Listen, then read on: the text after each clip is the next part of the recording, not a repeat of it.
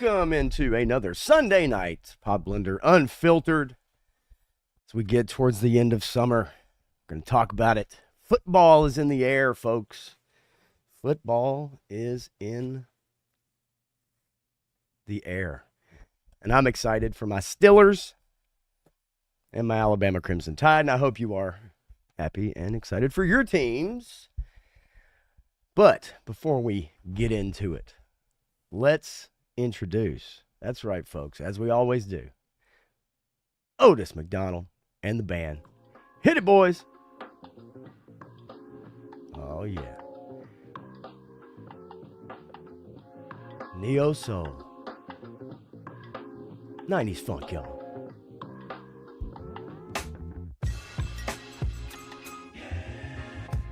All right. Couldn't do this without my boy Otis. Whoever you are, Otis McDonald, you're the jam, buddy. Whoever you are, creating that lovely, free, copyright-free tune. Anyway, all right. Hope you guys had a great weekend, as always. Yeah. Let's get into it, baby. These are the every other weekend I'm off. Been doing that for years. Have my son, have him over, and then 2 weekends a month I work as a bartender.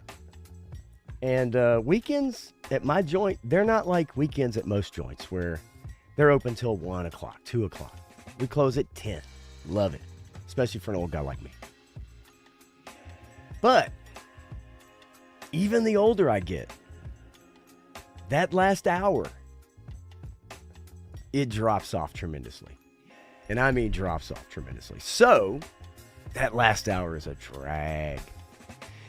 And now, as I near 50 next month, I'm even like, man, 9 to 10, that's a little too late to be out, working. It's so sad. Oh, such is life. But anyway, yeah, hopefully you guys had a good weekend, did some good stuff for you 9-to-5ers. Hopefully you weekend warrior this weekend. I watched a awesome kind of short video on YouTube, by a crusty old crow. Had his son out doing some kayaking, I guess, or some boating, human-powered boating. But anyway. So that's cool video to see. I love seeing that, especially as you get older. When you're younger, it's easy, and you have kids, if you have kids, to do stuff. They're little, they get excited and all that stuff. The older they get, the excitement kind of goes away. But if you can share those moments, it is really cool. And so that was a fun little video to watch of Crow and his son going out doing some human-powered boating. Anyway, so got a few things to talk about tonight. It's the doldrums of like the end of summer, school starting. But like I said, football's starting up. There's some TV shows on. I did watch Happy Gilmore 2. I'll give you my thoughts on that. I watched Squid Game Season 3. I'll give you my thoughts on that as well. Man, I loved Squid Game. I don't know if I love Squid Game anymore. And we'll talk about it. Yeah. Anyway, Josh Brolin got a new movie out. Julie Garner. It's called Weapons, and I'm going to go see it this week. I can't wait. It looks really cool. Kind of a horror kind of flick, but I'm not even a big horror fan, but it looks really cool. Suspenseful thing. Tom Holland recaps his first day on the set of Brand New Day. Marvel DC relaunching. Seth MacFarlane says TV is boring. Traditional television is boring now. Is late night television over? Classic late night television that we all grew up watching, especially if you're my age. David Letterman in particular. And then the Leno-Letterman wars, watching Carson retire, all that stuff. And then a few funny little videos to watch. I got a couple friends I want to mention. Shout out tonight that have a YouTube channel and podcast. And guy that sang years ago in a little band that I was in. And then couple other little things, so we'll get into it. But anyway, so let me ask you the chat as we get into it. As I ask, what's up, chat? Let's take a look. 5:34 p.m. right after the stream was created, folks. Posted. Shane, Same Time Toys, who's crushing it with Woody Triple Deuce, and both of them by themselves, alone, says that's what I want to know. Just what in the hell is really going on? And I'll tell you. I'll tell you what's really going on. Matthew Matson, Snake Eyes Polar Bear, literally just came in.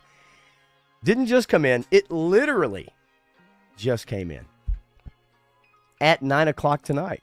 Evidently. It just came in. Menjoza is in the house. Yeah, bro. What's up, buddy? Good to see you as always. Let's see here. Woody Triple Deuce. There he is. What's up? What is up, buddy? Eric Thurman. Cooking up the goods on the West Coast. Let's see here. 300 covers. Folks, 300 covers in 3 hours. That's crushing it at a restaurant.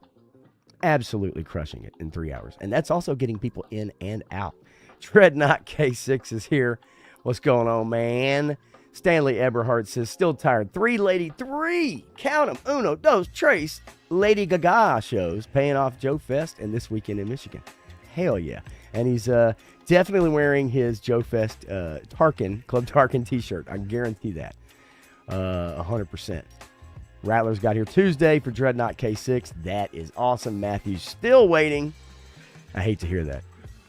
And I can imagine moving all your Joes from one room to another, 6 hours. I'm surprised it didn't take longer than that, bro. And then 3-Star Draw has a hilarious short on YouTube. Now, he's been reviewing the Rattler, knocking out every piece, every bit and bob, every figure, even the patches. We don't need no stinking patches. Don't clip and cancel me, folks. We don't need no stinking patches. I'm messing around. All right, anyway, yes, 3-star. Great short. Shit's funny as fuck. Ain't gonna lie. Oh, by the way, you can say fuck in the first 8 seconds of a YouTube video now, folks. So utilize that at your disclosure or pleasure or whatever the fuck you want to call it. G.I. Jet, man, what's going on, buddy? Good to see you, man. And appreciate you stopping by. Bobby Wold is also in the house. What are we talking about tonight? Happy Gilmore 2 the movie. All about flashbacks. Every character from the first movie having a kid, even the jackass guy.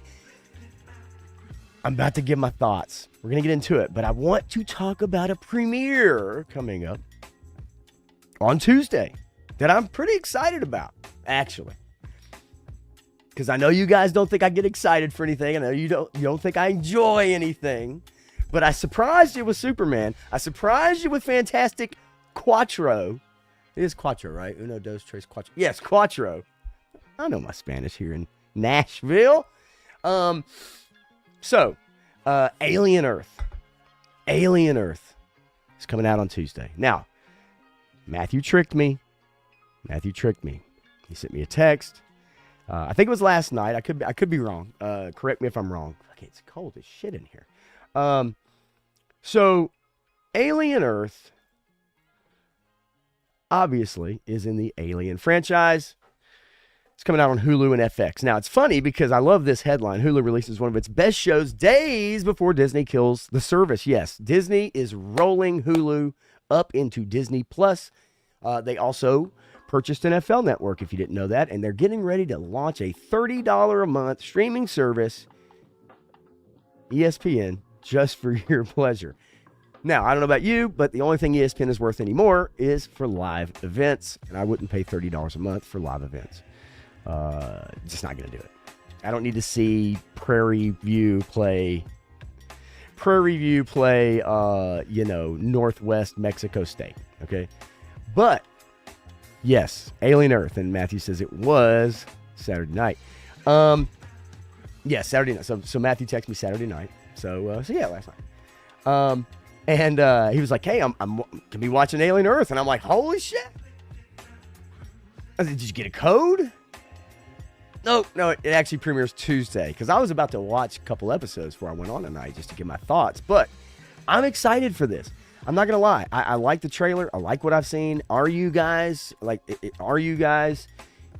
looking forward to this series. You know, I mean, obviously, if you don't have a Hulu subscription, I fully understand. If you have Disney Plus, you probably have that combo package, right? But I'm excited for this. Now, most of the Alien shit that's come out in the last several years, I have not cared about. I don't think it's been very good. Prometheus was halfway entertaining to me. But really and truly, since Alien 3, I think it's just gone on a shit show, right? But this show looks cool. It says right here, set to be released August 12th. Show serves as a prequel to Alien, 1979.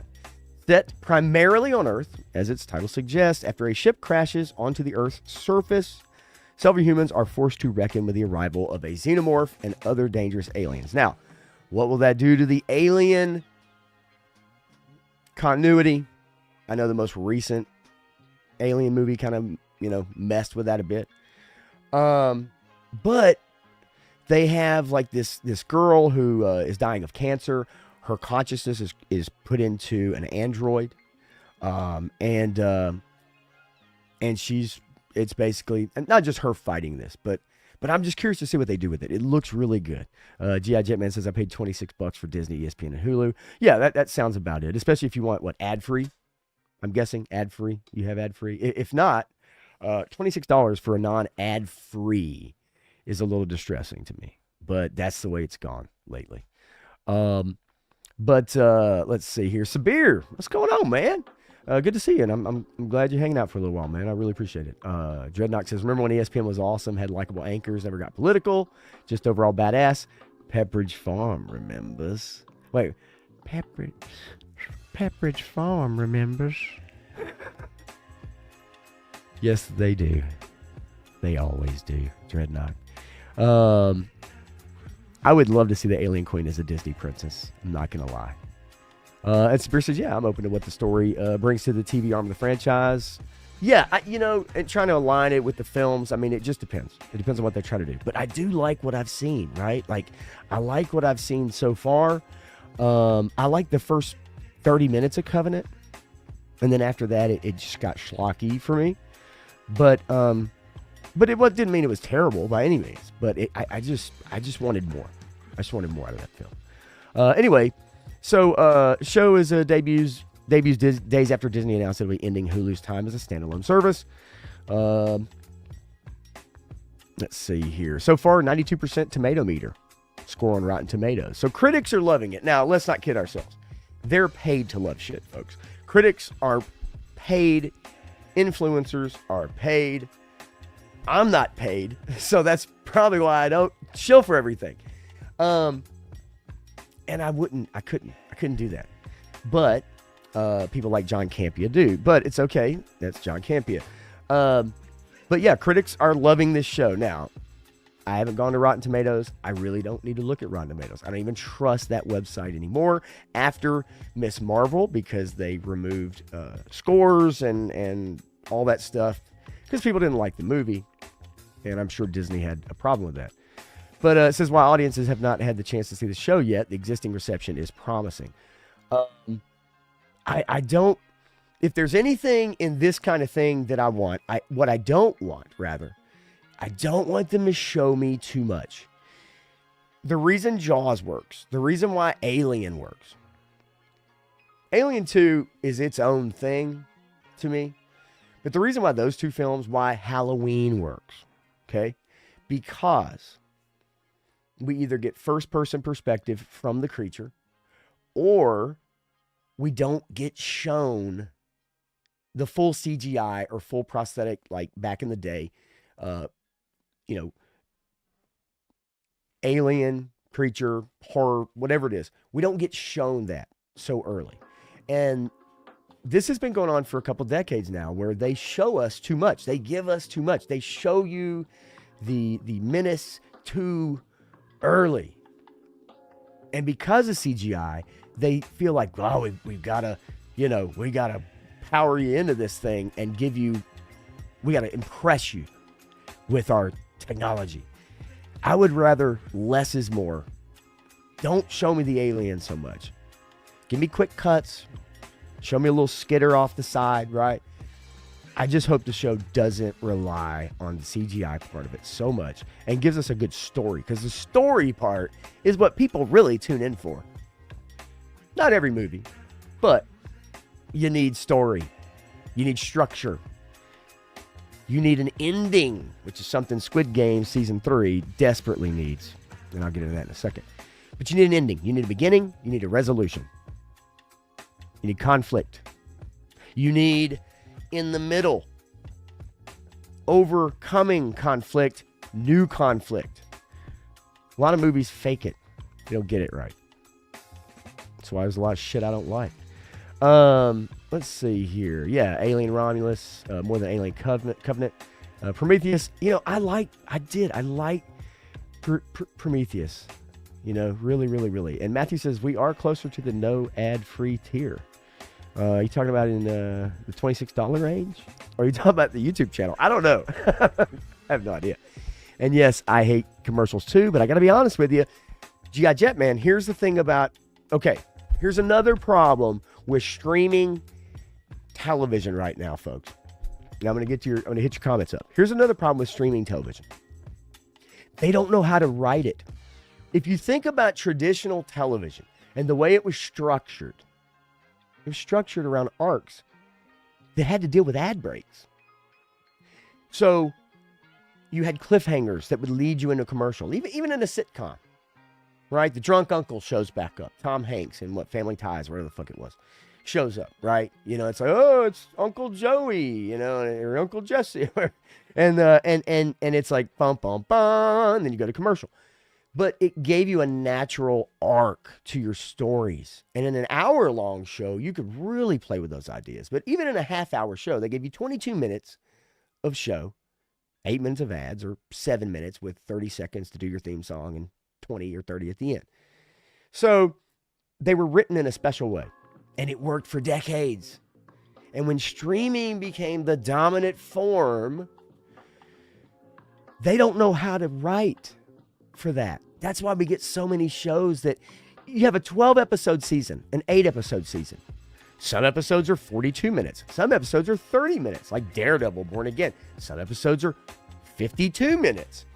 That shit is uneven, and it gives you an uneven storytelling, and they don't know how to create arcs within those stories. They still create them, but they don't come to the viewer naturally the way that we've known forever. Now, new generation growing up, maybe they'll never be able to tell the difference. Maybe they won't know. They're not going to go back and watch Family Ties. They're not going to go back and watch Matlock or MacGyver, right? But I'd like to think the human brain and people are smart enough to realize when something's not quite right, it's not quite right. And you realize it. And when you watch a story, it's just inherently built into you. I think from childhood almost. That there's a beginning, a middle, act 1, 2, 3. And they're just not quite written that way. And I'm hoping Alien Earth tells a complete story. If there's going to be a season 2, if it's well received, season 2, great. But I don't want what happened to Squid Game happen to Alien Earth, which is they had an amazing season 1. It was only meant to be 1 season, and that's it. And it was so successful. They were forced to write another season, which got expanded and then split into 2. Season 2 really ended terribly. Into season 3, which ended terribly. Success can be a pain in the ass, right? Let's see here. Yeah, I'm with you on that, Sabir. I just felt like the first 30 minutes were great. And then after that, it just kind of went off the rails a little bit. Matthew says, I'm biased. Just spent the weekend watching 14 plus hours of interviews for the movie Aliens. I love it. I love shit like that. I watched 9 hours. I just watched a 6-hour breakdown of Squid Game Season 3 and then went back and subsequently watched the episodes. 6 hours of Squid Game Season 3. I challenge you to do that. Dreadnought says originally it's supposed to be Alien 3 where they come to Earth. Wayland weaponized them. It was going to revolve around Ripley, Newt, and Hicks, which is a real damn shame what they did with that in that arc. AI versions, man, I don't know. I don't want that. I don't need it. This is a prequel. This has nothing to do, or at least doesn't have anything to do with those actors, and I don't want that. I just don't want that. Let's see here. AVP, I have it on DVD. I used to have a server I worked with about 20 years ago, and he used to go every Tuesday and get all the new DVDs, and then he'd burn them and he'd sell them for like $5 a piece. I got a lot of movies that way. Let's see here. I'm sure they're going to have maybe some different variants, right? Hybrids and stuff. The ship that crashes has various alien or things that have been taken or captured to be studied on the ship. So I'm really hoping that's going to be cool. And yes, the other alien species. That's what I'm curious about, especially the thing with the big eyes that like takes over someone's face or head and then pops their eyes out. Like that shit looks wild, dude. Let's see here. Okay, boom, boom, boom. All right, good to go, good to go. All right. So anyway, yes. So I'm excited for Alien Earth. Is there another show any of you guys in the chat are excited for at all? Is there anything that you're looking forward to? I know Matthew started to watch Wednesday, new season. Unfortunately, I think it took, 3 years to get to season 2? Is it season 2? And that's another problem with streaming now. You have shorter seasons. You used to have 22 episodes on network television. Guys, when Lost came out, the first couple of years or so, at least 3 maybe, before a writer's strike back then, there was like 22 episodes, 24 episodes to Lost. A little too much. But what I feel like is that we get 8-episode seasons, worse writing, and more wasted time in each episode. You get the slow walk of the character walking up. You get the car driving from point A to point B when there's really nothing in between there that's exciting or interesting. You get, shown things, and I always say show, don't tell, but you're shown things that really don't matter, like a person looking on a computer instead of maybe holding some files. And you wonder, what is in those files? Instead, they show you what's on the screen. But you get worse writing and worse shows in shorter seasons than you used to get with network television. That's just me. Clint Jorgensen is in the house. Gilded Age is better than any of these shows you're talking about. Well, let's put that on my list, baby. Gilded Age. Let's see here. Let's go ahead and scroll down. Microsoft Word is lovely. Gilded Age. Check it out. Or cut it out. All right. So anyway. But yeah, it's something I've noticed too with a lot of the streaming shows is that you have people who are, filming it and they think they're just making this awesome piece of something. And you realize that they've got just a bunch of nothing. Just to extend runtime. Even. Just a bunch of nothing. Let's see here. Yeah, hey, Cobra Kai, definitely, man. Yeah, definitely. Cobra Kai is great. Good stuff, man. Good stuff. The movie, not so much. Let's see. Yeah. That's the species right there. You nailed it. It's awesome. Tulsa King, good stuff. Mayor of Kingstown, Jeremy Renner. Landman, all good shows. G.I. Jetman for sure. And then see, no Gilded Age season finale spoilers from tonight. No. There won't be tonight, but you got to give me a little time. Is it season 1? I gotta look into it. Matthew's trying to convince me to watch Wednesday. Says, hey, it's like Buffy. If you like Buffy, I like Buffy. It wasn't one of my favorite shows back in the day. I was busy doing other stuff at the time. I didn't watch a lot of stuff at that time. But Buffy's fine. If it's like Buffy, it's just teen angsty kind of thing, right? When you're a 50-year-old man, teen angst is not quite your wheelhouse, but it can be enjoyable. But anyway, all right, so enough about Alien Earth. Look, here's the deal. We're going to flip it around. Go Squid Game, then Happy Gilmore 2. All right, folks. How many of y'all watched Squid Game Season 3? How many of you watched Squid Game, period?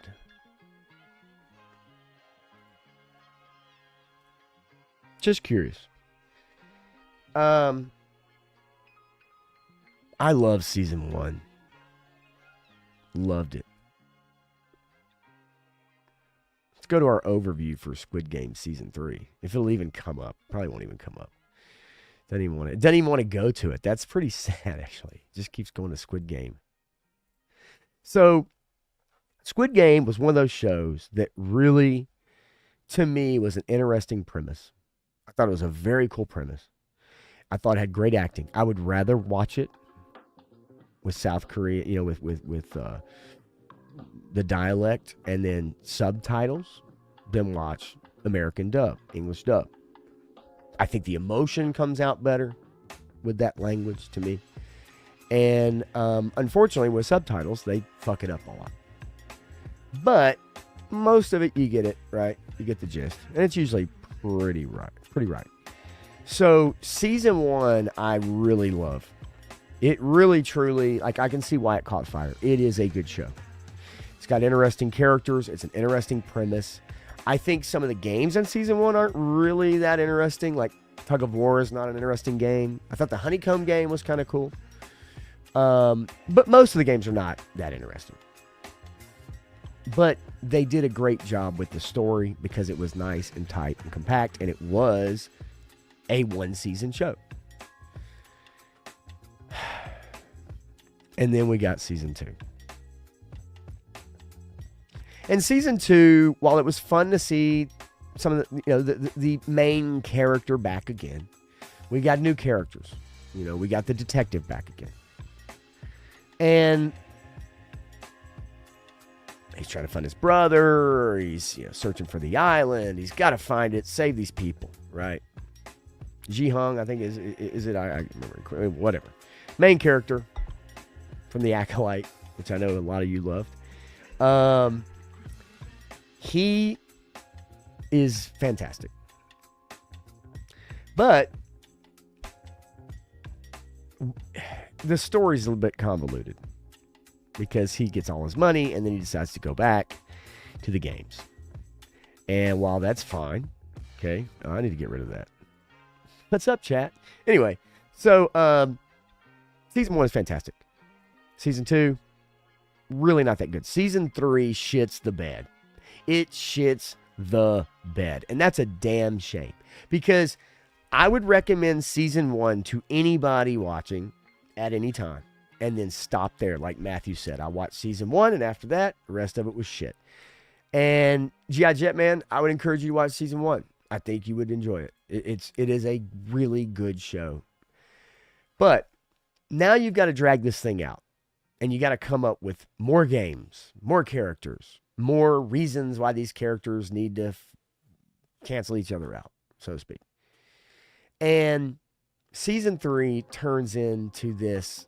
You could skip about 30% of each episode and only watch the parts that involve the games and the characters within the games on the island.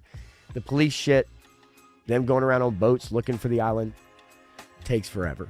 That shit ain't worth it. But it was disappointing because I think such a good concept. It shows you that success can also be the demise of something. And it happens to a lot of stuff. I saw people recently posting, I think might have been Savage Land, had a live stream talking about G.I. Joe Classified. Has it peaked out, right? Many obviously are toy collectors. Has G.I. Joe Classified peaked out? Has it peaked out? Has it still cool to get stuff, but is it kind of like kind of going over that hump, right? On the other side. And I can see where people feel that way. I myself said last Wednesday night that I wasn't excited to collect the figures anymore. That's just being honest. Correlate that. Success is great. But like everything, we get tired of it.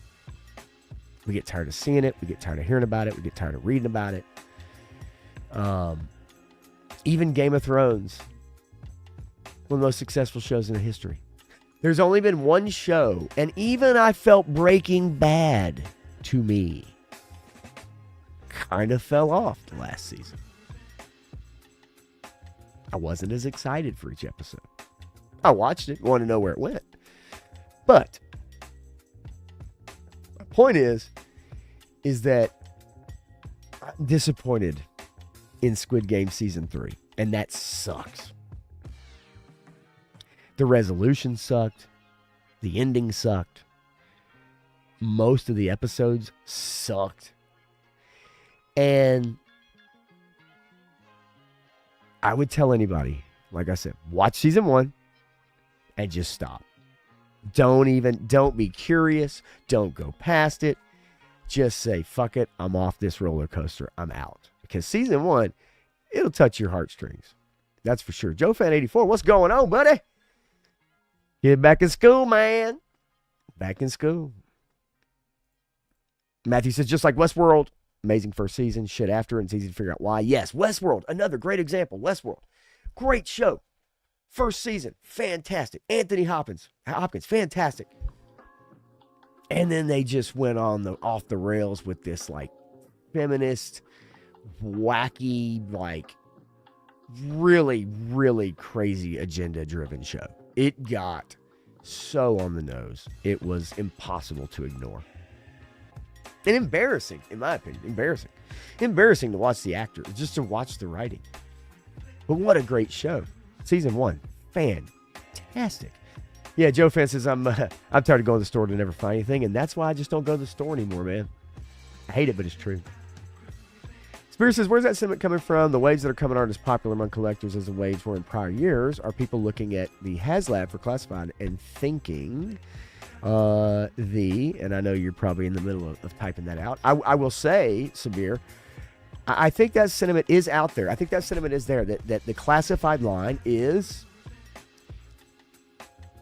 yes, like the figures still look good. They're coming out. But I think it's just a natural evolution of things.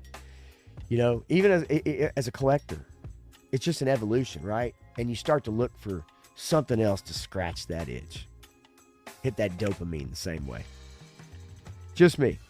I could be wrong. But I have seen more people talking about it. And maybe that's just it. Maybe it's just talk. Gun Bunny Customs. What's up? Gun Bunny. Good to see you. Joe Fan says, yeah, just buy everything online now. I think most of us do, right? Those of us lucky. You see these pictures at Walmart? See the pictures of Walmart, and it's like, I found this at Walmart today. Law and Order. You know, Battlesuit Cover Command. Think all these figures. You're like, what fucking Walmart is that? That's some AI bullshit. That's what I think. That's some AI bullshit. Because I damn sure don't see that shit in my Walmarts anywhere where I live. And this city's still growing. Bobby says, I can't remember the last time I bought a toy in stores, even though I go to toy aisle all the time. I do too. When I do go to Target or Walmart, you got to cruise through the toy aisle, baby. Come on. I don't give a shit how old you are, right? It's still fun. Got to take a stroll through. You know, I don't go through every one of them. I skip the baby shit, all right? Ain't gonna lie. Skip the baby shit. I know you all skip the baby shit. And I rarely go down the Lego aisle because it's just not my thing. And I think Legos are too expensive. But they know that, and they still get the money for them anyway. Who gives a shit? I'm sick of people bitching about the Snowcat, says G.I. Jetman. He says, back it or don't back it. Stop complaining. You're not pissing anybody off by that statement. I think a lot of people feel that way. Just say, fuck it. If you like it, get it. If you don't like it, who gives a shit? But I will say this. You know as well as I do. Look, people go to a restaurant. They'll tell 10 people if it sucked. But if it was good, they'll tell one. And that's just being honest. That is the fucking truth. And it's the same thing with this. We love to bitch, man. We love to bitch. It's just a fact.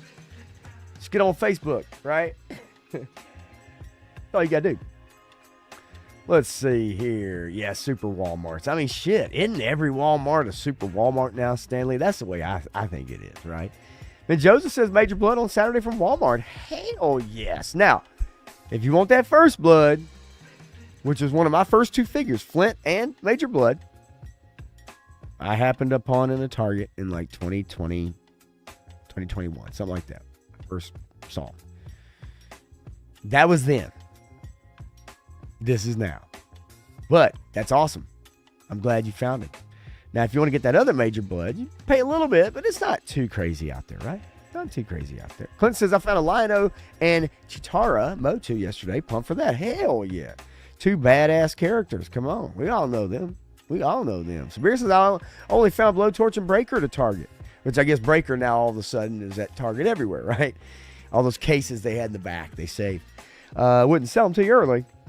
Had to go out to Brooklyn. Brooklyn, where you at? To find it through. And there's many Targets here in New York City. I bet there are. Dreadnought says, I'm sick of people who are bitching about Snowcase. That's pretty good. You got to admit, that's pretty good. That's pretty good. Yeah, look, I get it. I do, for sure. That's pretty good. Yeah. Oh, yeah, I get it. That's good, too. And 8 Breakers at Target. Yeah, so some reason all of a sudden now Breaker is not in high demand. He's no cover girl. That's for sure. But anyway, look, Squid Game Season 2, folks, take a pass. Take a pass on Season 3 and 2, actually, and watch Season 1. Season 2 and 3 is not worth your time. It is bullshit. Season 1 is fantastic television. Okay, Happy Gilmore 2. How many of you guys have seen Happy Gilmore 2? Don't lie to me. Don't tell me you saw it if you hadn't seen it. I got to be honest, man. My cuz watched it. He was like, man, that shit is funny. And I'm like, there's no way, right? Like, Adam Sandler can be hit or miss for a lot of us, right? Adam Sandler can be hit or miss. Signed that huge, huge deal with Netflix. And most of what he's made has actually been pretty decent. Because he knows what his fans like, right? Like, he knows. He's not trying to trick you. He knows what they like. And then he's also done stuff like Uncut Gems, which is amazing. It's good to see a comedy actor do serious roles and do them well. Happy Gilmore 2 is funny as shit. Period. That shit had me cracking the fuck up. It was he uses, I mean, as you see here, you know, he's got his own kids in it. You know, his daughter's in it. In ballet. Let's see here if I can get them all on here, but let's see. Because they play as kids, yeah. So, yeah, like Jackie. Not his kid, by the way. But you've got his daughter, and then like a couple of his boys, I think, are also in there. And then they bring in some comedy actors. But anyway, just funny as shit, man. And the callbacks, and yes, it's chock full of cameos. John Daly is like Uncle John. It's so stupid. Dan Patrick plays a Alex Trebek lookalike sportscaster, basically.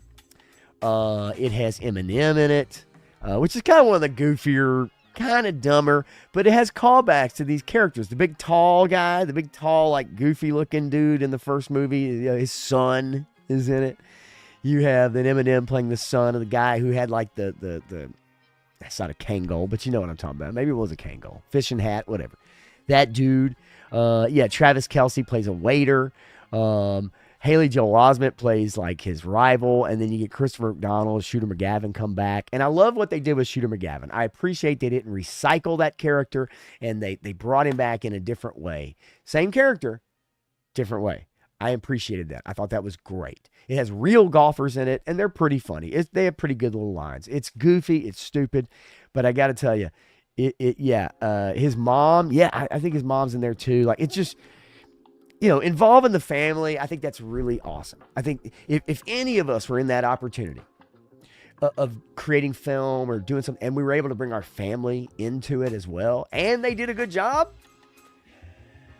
it'd be pretty badass. You got to admit. I appreciate that. I respect that. And so, look, it's on Netflix. All you got Netflix, I'm sure. Okay? Not everybody, I know, but check it out. Dude, it's good.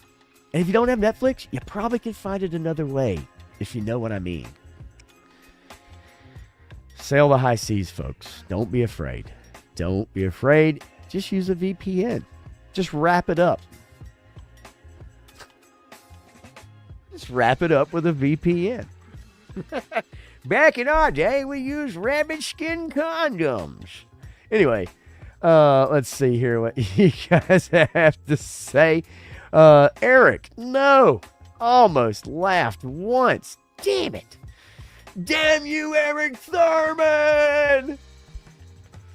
I'm hopping a plane, and I'm coming to see you this next weekend. We're going to duke it out, Bob Barker style, buddy. You best believe it. Bake me a cake while you're at it, man. I'm second around. G.I. Jim says, I've seen it. Eric definitely seen it. Obviously did not really care for it. I don't think it taints Gilmore 1.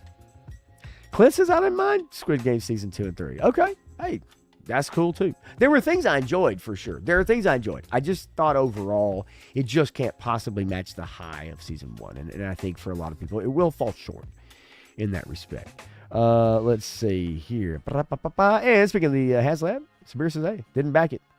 My choice. Decide what I want, what I don't want. They compounded, the pre-order fulfillments and other stuff. I get it, man. And if you're in other toy lines too, that's going to complicate that whole mess, right? Matthew liked Happy Gilmore. I knew that for sure. G.I. Jetman says, yeah, I dig it. Yeah, both daughters and wife. Yes. Let's see. You know what? I don't even know who the hell Bad Bunny is either. But he plays like a DJ. He's for this golf league, I think, is what he does. No. Actually, no. Bad Bunny was the caddy. Hello, I'm stupid. Let's see. Travis Kelce. Yeah, I could not for the life of me. I kept sitting here going, is that Channing Tatum?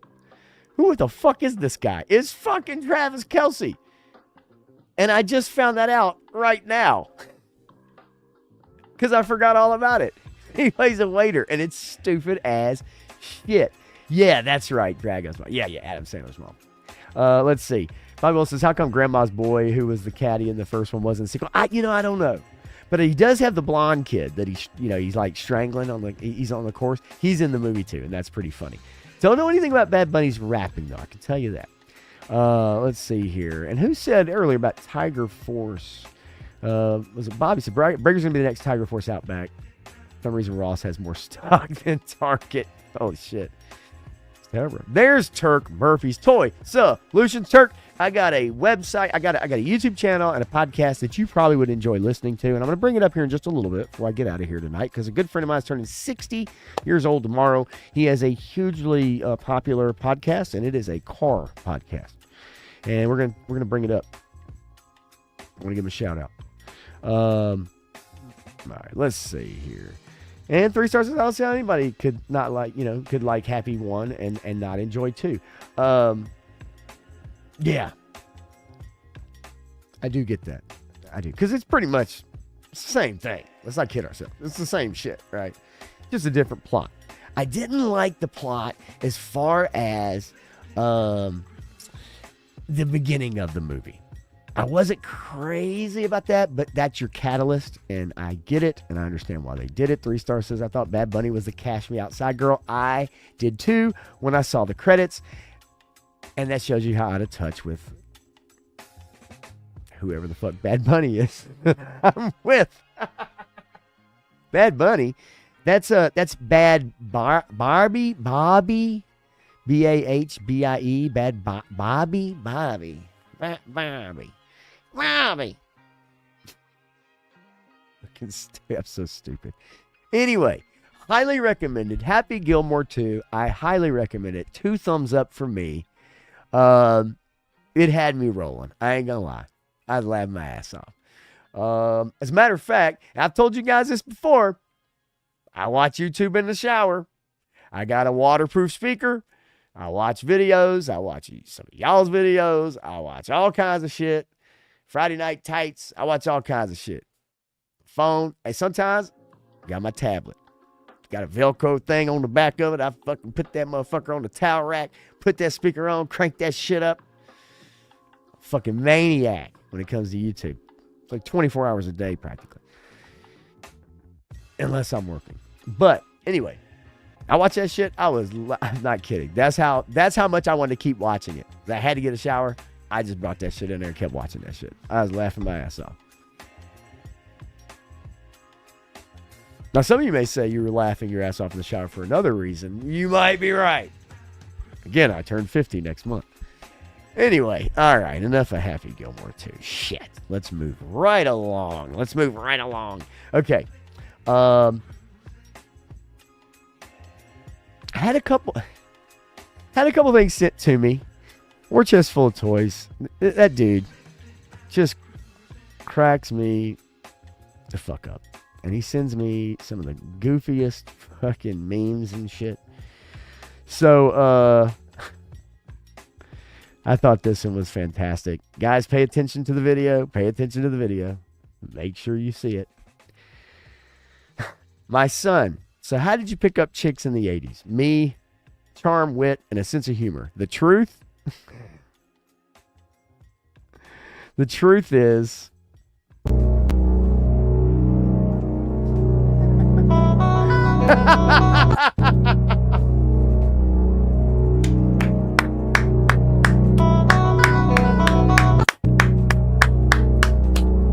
That was the 90s, folks. That was the 90s for me. God damn it. I can't help it. Oh, it's beautiful. Oh, God dang it. War chest, freaking fruitcake. You're crazy. Anyway, love it. All right. It's George Bush with an Astros jersey on, whatever the fuck that means. Yeah, that was the 90s for sure. Okay, we got to go over a couple of deaths, folks. Let me go ahead and bring this one up. Matthew sent this to me the other day. Rest in peace. Jim Lovell, astronaut who commanded moon mission chronicled in Apollo 13, was 97 years young, passing away. Obviously, all of you have seen the movie. Great fucking movie. Johnny Reno is in the house. Cheers to you, brother. So, yeah, Jim Lovell, his history making leadership's command of a near disastrous 1970 mission to the moon. You think about that shit and what they had to go through to get back home. Shit is crazy. Fucking crazy. The documentary, more so than the movie, is fascinating. Absolutely fascinating. 97 years young. Astronauts, man, seem to live a long fucking time. Maybe it's something like going to space, don't you think? I don't know. Well, okay. Not the ones on re-entry or exits sometimes. But, you know. It says,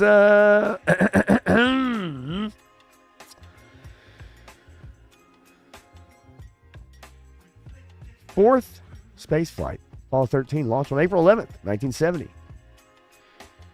Oxygen tank exploded 2 days in the mission, disabling crucial electrical systems. They were using like chewing gum and shit to get back home from space, right? Like seriously. That shit's crazy. Like, but yeah, look, American hero, period. At a time when going to space was a extremely, and still is, dangerous fucking thing to do.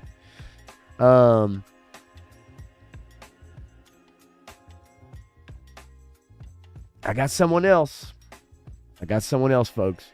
You may not remember him, but I sure do. Because I saw this band open up for Lynyrd Skynyrd in 1991. The summer between my sophomore and junior year of high school, folks. That's right. The lead singer of Junkyard passes away at 59 years old. David Roach. Junkyard. None of you know who this band is. But I had to bring it up because I stumbled across this story. This was August 4th. Look, 1991, I saw Lynyrd Skynyrd at an outdoor amphitheater here in Nashville. Junkyard opened up for them. It was a pretty awesome gig. Lynyrd Skynyrd reuniting. First tour since 1977. All the members. Original band. Now it's like a fucking cover band. Original members. Okay? So I got a story to tell you. We're going to get into it. right fucking now. All right, I'm 15 years old. My best friend comes to pick me up. We go with two other guys that we were in a little rock and roll band in high school. Okay. So, bass player, guitar player, we're all waiting on my buddy. He rear-ended a Jaguar in his mom's car on the way to get us. So we're running late. Like, fuck, got to get there. So we get to the show.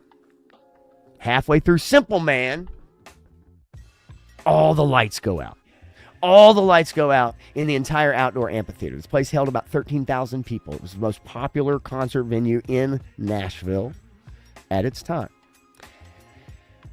All the lights go out. No sound, no music, no lights, no nothing. For about 30 minutes. So me and my buddy Patrick, we go to the concession stand and we stand in line because we're like, well, we'll just go get something to drink. So we're standing in line and there's this lady that had no teeth at the front of the line. And she wanted a beer. She wanted a beer real bad. So she started banging on the plexiglass window. And this poor teenager who's working the soda machine and whatever, he's probably 18 years old, whatever. He's working the machine. And this lady who has no teeth, okay, she's just banging on the fucking window. And he's like, I'm sorry, ma'am. Like, I have no power. I can't sell you anything. I can't pour a beer. I can't pour a Coke. And she's like, I'll never forget it for the rest of however my life is. She goes, I'll give you head if you give me a fucking beer, son of a bitch. And me and my buddy Patrick turn to each other and we're like, what the fuck? Needless to say, she didn't get a beer. So all of a sudden the lights come back on. Everybody rushes back to their seat, right? Oh, hell yeah. All right. Band comes back on the PA. They say, hey, folks, don't know what happened. Power loss. Here we go. Let's fire it up again. They start playing Simple Man again. Halfway through the song, power goes out. Whole venue. It's dark as shit. Emergency lights. Whole venue. For about 30 minutes, 40 minutes. It's delayed. Folks, people started setting fires in the grass, throwing liquor bottles into the fires, fighting, rolling down the fucking hills. It was pure chaos. And I'm 15 years old, and we're looking around, and we're like, what the fuck? People, all these, necks, okay? Rednecks, right? Just going ape shit crazy with each other, fighting. And like everybody's waiting though, right, for the show to start. Well, all of a sudden you hear somebody come over a microphone. They say, hey folks, we got to cancel the show tonight. Somebody hit a power pole and knocked power out in a 1 mile radius. Somebody hit a power pole, knocked the power out. We're going to come back to Nashville. But save your ticket stub and go turn it into Ticketmaster, and they'll give you a new ticket stub for your seat. Well, what do you think happened? Does everybody hang on to their ticket stub back then? Now, I held a lot of mine. I got a bunch of them in an envelope in a safe. People were fighting each other on the concrete and the ground over fucking ticket stubs at a Lynyrd Skynyrd concert in 1991. 15 years old, I'd never seen anything like it. That shit was out of control. I'm not kidding. We walk outside. We're walking up the ramp. There are people rolling down the hill. There's fires everywhere. There's people fighting each other over ticket stubs. We get out. We get to the parking lot. We're at the gravel parking lot, and we park beside a bunch of Harley Davidson riders, a bunch of bikers, about 10 of them. And again, 15, 16-year-old kids. So we're sitting there, and we're like, just shooting the shit like, man, that's fucked up. What just happened? And all of a sudden, this biker looks at us. He says, hey, you got any papers? We're like, what? We got weed. Ain't nobody got no papers. Well, my buddy Steve, genius that he is, said, I got papers. Opened up the back door, reached in, ripped off a piece of notebook paper. Ripped off a piece of notebook paper and proceeded to fill it up with a Cheech and Chong sized joint. A big, gigantic joint. Huge joint in notebook paper. So we get in this circle with these bikers, to smoke this joint. What do you think happened when we lit said notebook paper? In a circle full of bikers. We go to light it, and it went. All the weed fell all over the concrete, or all over the fucking parking lot, the gravel. And we thought these guys were going to kick our asses. We thought they were going to beat us up. We had just lost whatever weed we stuffed into this notebook paper. And it all burned up and fell out on the ground. And dude looked at us, and he started laughing. He's like, that shit was funny as hell, man. Just fucking lost it. All these dudes just start cracking up, man, and we fucking lost it, dude. And we left. And yes, Leonard Skinner came back a couple months later, and we got to see him. 1991. Great show. Great fucking show. When they came back, Bad Company actually opened up for him the next time. So then Four Horsemen, I think. Four Horsemen, then Bad Company, then Leonard Skinner. That's a hell of a show in 1991, folks. Chef's kiss. Anyway, that's my Skinner story. And by the way, David Roach, rest in peace. Junkyard, lead singer. It's my story, and I'm sticking to it. Whew, I get a bunch of those. All right, let's get into weapons, guys. I'll tell you what I'm excited for, and I can't wait to see it. I want to see weapons. I want to see weapons. All right, let's see here. You got, Pop Law 2 beers as soon as he could. I tried. Remember Guns of Metallica, can I get... Yeah, Hetfield set himself on fire. I remember that with Pyro and Axl, and then, that got kicked off that tour. Man, oh man. That shit was, I'm not going to lie, that shit was funny, though.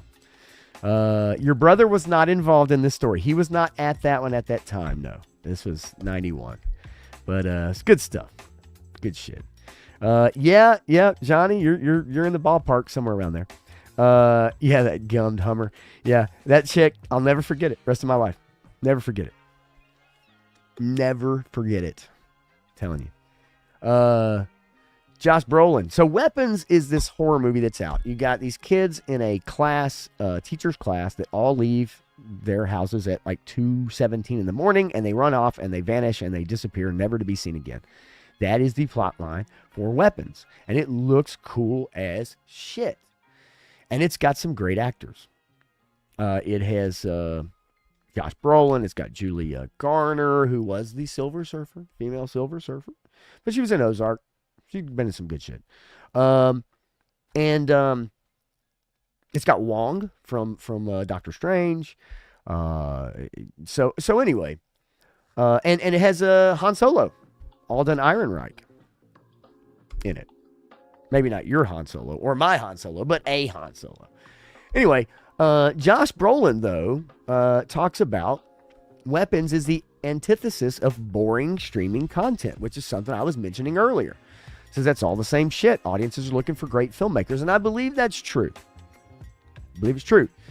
In a recent interview with Collider, Brolin, who stars in Zach Kreger, who's also working on a new film here, again, latest twisty horror, said Weapons is the antithesis of boring streaming content, bringing the horror genre to the edge of absurdity to create something entirely unique. You're looking for great filmmakers, quote, and you're hoping that there's another new good filmmaker out there. Right now with so much content, you're just watching things on whatever streaming service you're on, and you're just going, fuck, why is this so boring, man? Why? And just go to the next thing. It's all the same shit. And then, thank you, Ad, somebody not only takes the horror genre and then fucks with it and then does something on the edge of absurdity, and it's sort of humorous, so it's keeping you off balance enough for him to have an emotional impact, end quote. Have you guys seen Barbarian? Because I haven't seen Barbarian, but I do want to see it. That's the same director of Barbarian, if you have seen it. But Brolin actually asked his son-in-law and his daughter for perspective on the director's filmmaking, because He's older, and he wanted to get a fresh perspective. And he said they think this guy's like a god. They think he's amazing, Zach Kreger. And he made him want to work with this person. Made him want to work with a new director and do something different. And I love that. I appreciate that. And I'm glad to see that. I'm glad to see that, a guy like Brolin, who's a hell of an actor, want to work with someone that he's not comfortable. But as an actor, I'm sure you're looking in ways to challenge yourself. And to me, that, that seems like the way. Now, the director, he discussed that he wrote the film to cope with the death of someone close to him, how he used the characters as an outlet for his grief. He says, it's just giving me an opportunity to engage with those feelings in a healthy, constructive way rather than going and drinking myself to death. I'm able to write a character that drinks herself into a problem. I can take my anger and have Josh Brolin freak out, which he plays one of the parents of one of the missing children, and he's one of the harsher parents, blaming the teacher of the kids that disappear.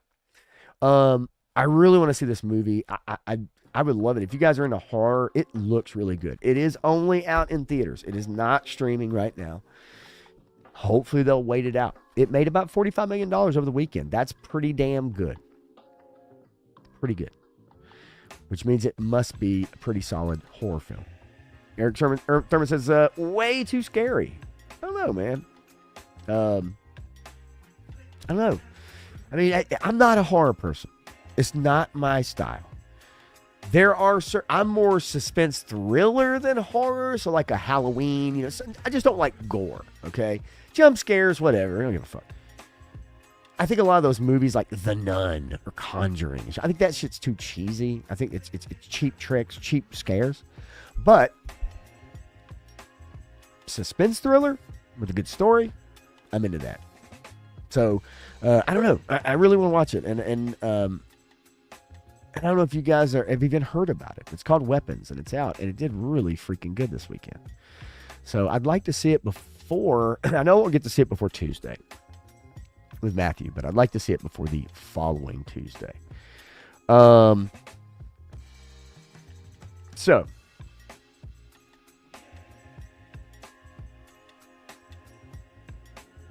Everybody's favorite Spider-Man, Tom Holland, recaps his first day back in the Spider-Man suit for Brand New Day. It feels different this time, and it should because it has a different director, and that's what scares me about this film. It has someone that worked on Shang-Chi, and that worries me. Bothers me and worries me. It wothers me. Or buries me, I don't know. Slipping into the Spider-Man suit is nothing new for Tom Holland, but he admits putting it on for the first time for the upcoming Spider-Man Brand New Day felt different this time. My fourth ever day on day one on Spider-Man, he said in a minute-long video. It's funny putting the suit on. It feels different this time somehow. It's also the first time we've ever had fans on set for day one, so it's really exciting to share this with them. I'm just going to do my best. Hopefully, get it right. No pressure. No fucking pressure. I will say there is pressure. Did you guys like the last Spider-Man movie? Did you like it when they brought Garfield and Tobey Maguire back? I fucking love that movie. I absolutely love that. I think that movie is so fun, and I think it's so good. Yes, it's contrived. They didn't do anything with the lizard, right? Not really. Didn't get a lot of screen time. But I love that movie. I think it was so good. And it proved that people still went to the movie theater even when COVID was a thing. If you make a good movie. So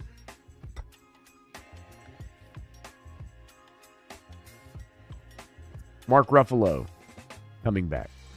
Michael Mando coming back as Scorpion. John Bernthal as Punisher.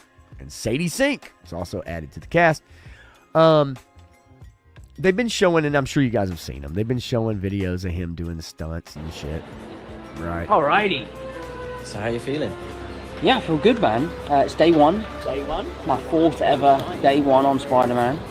It's funny, putting the suit on, it feels different this time, somehow. It's also the first time we've ever had fans on set for day one, so it's really exciting to share this with them.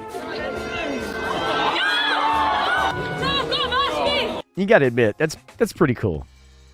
That's pretty cool. And what do you guys think about the suit? What do you think about the suit? Are you guys digging the suit?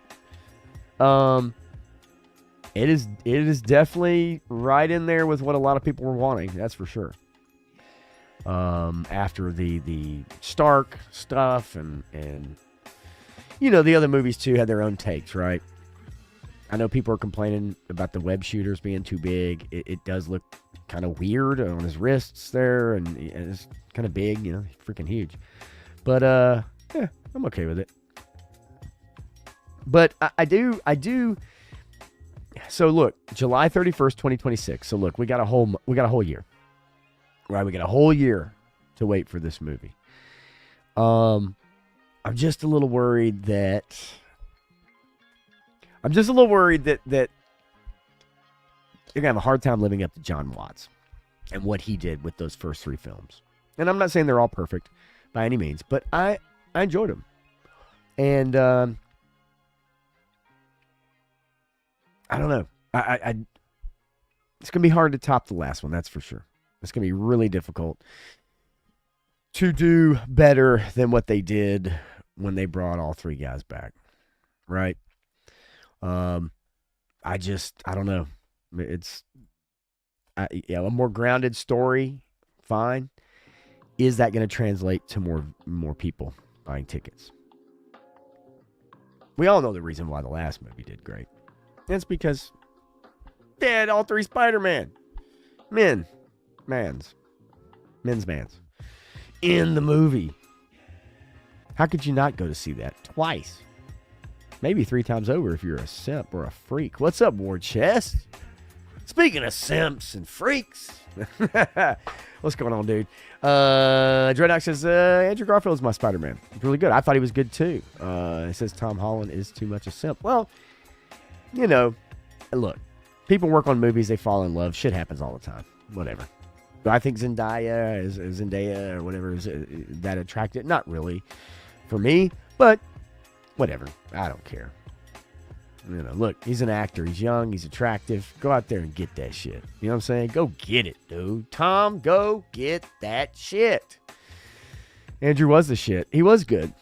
And he was really good. He was the highlight of the last movie for sure. Out of all of it, he really was. Like, he genuinely probably is what most people remember from that film. And especially the moment where he got to save MJ and he didn't get to save Gwen.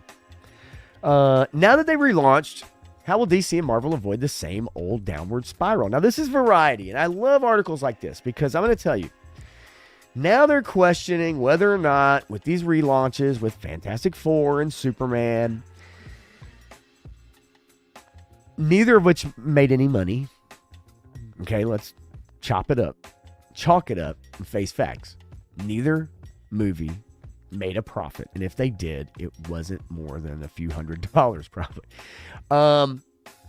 So if superhero fatigue is a trend that became all too real, the making of the movies that brought it on might be likened to an addiction. The studios that produced those films got hooked on the idea that comic book movies would be a limitless cash cow, and so they started making them without limits, jacking up budgets, thorny interconnectedness of the characters, and the sheer volumes of films they greenlit, each one promising, in theory, to be the box office equivalent of Christmas Day, but it didn't work out that way. Now, the reason I find this article so funny is because if you go back and look up every probably Variety, Hollywood Reporter, Deadline review of all the Marvel movies that came out after Endgame, I guarantee you they said each one of them was a triumph.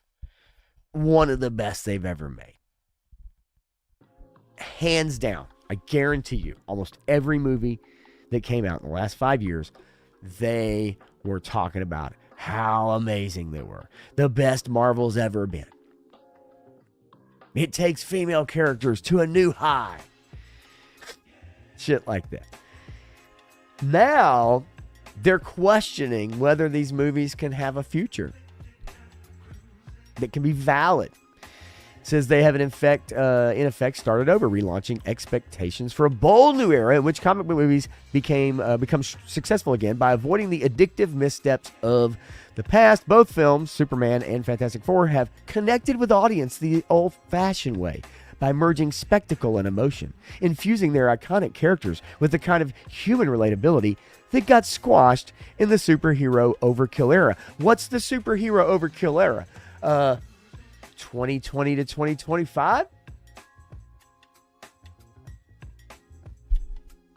Phase Boar?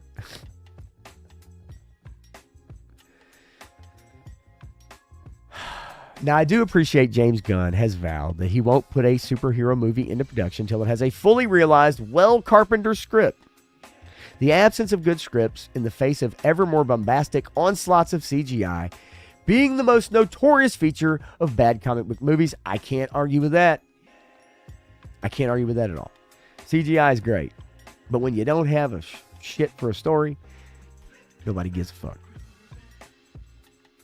It's a lesser movie.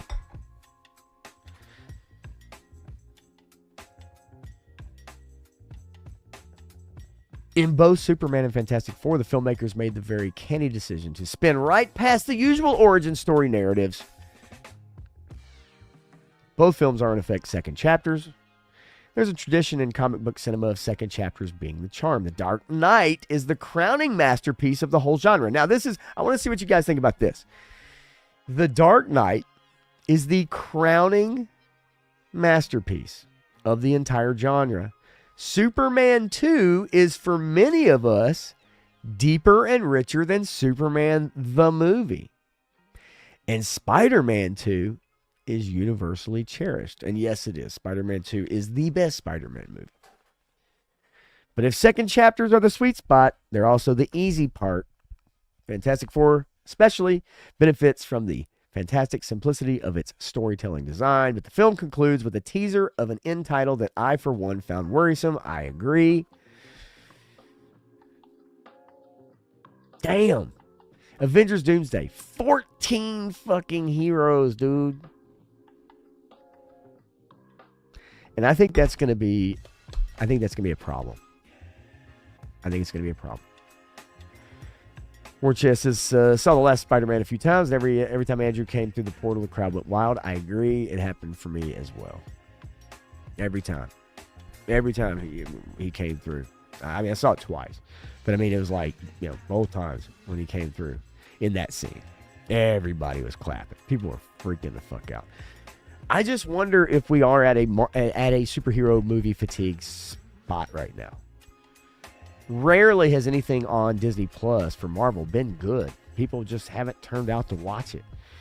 And one of their mistakes was trying to make all those shows make connectivity, right? Connective tissue with the movies.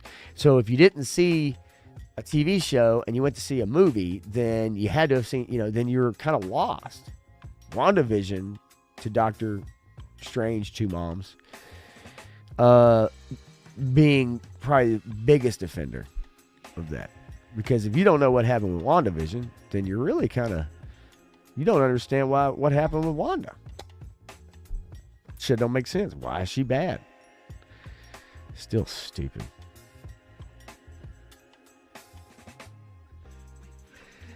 Okay, so I was talking about network TV earlier. Network TV probably hasn't won a Emmy in like a decade. It seems like the Emmys now are specifically designed just for like Netflix, HBO Max, Hulu, Paramount Plus, whatever. Used to, NBC would put out a show and it, would win an Emmy or, FX or something like that. CBS, whatever. That's no longer the case. However, and you guys, people talk about it all the time. I hear it all the time whenever we talk about it. Talk about it at work.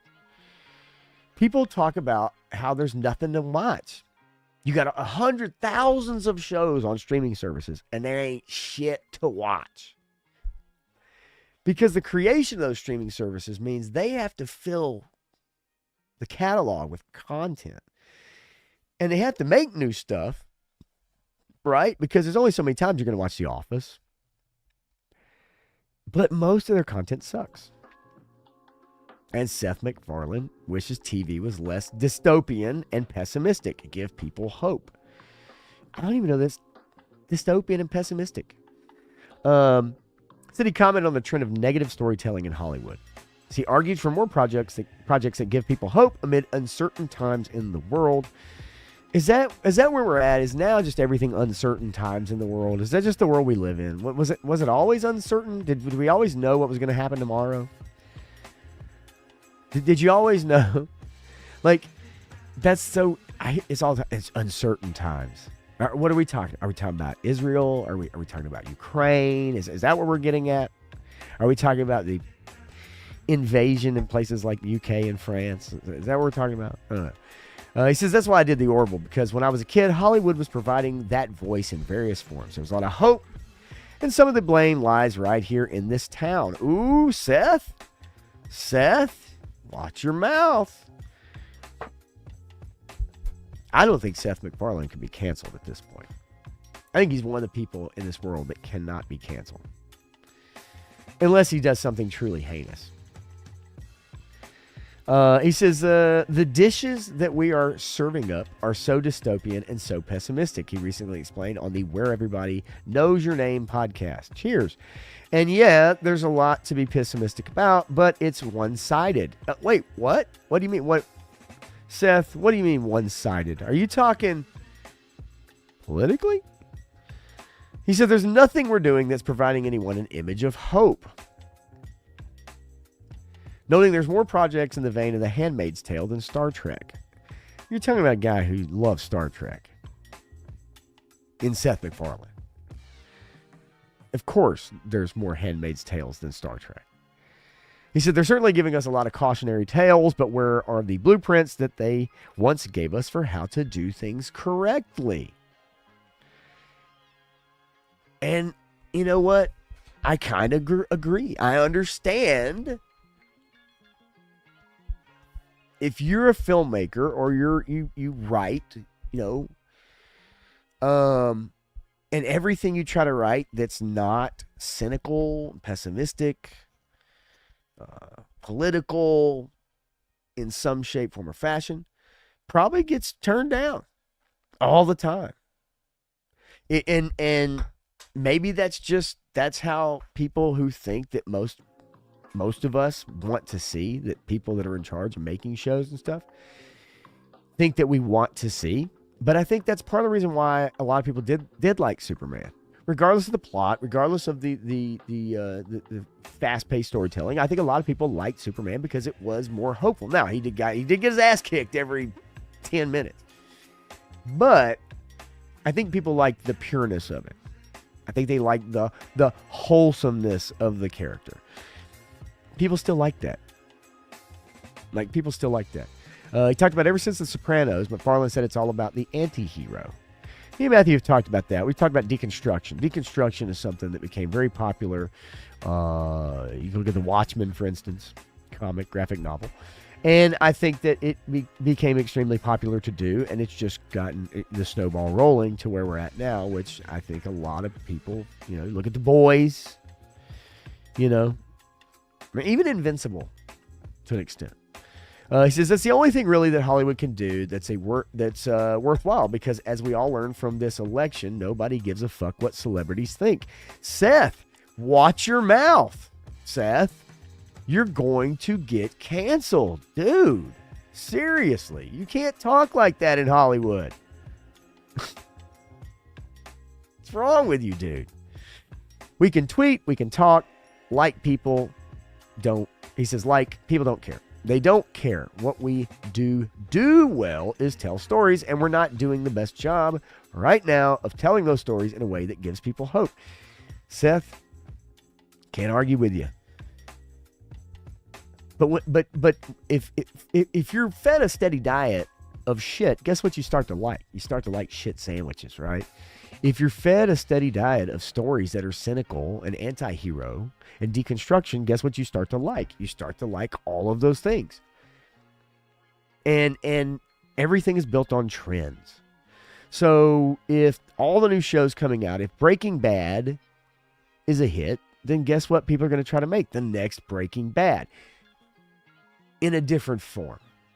In a different type of character. But it's the same premise, right?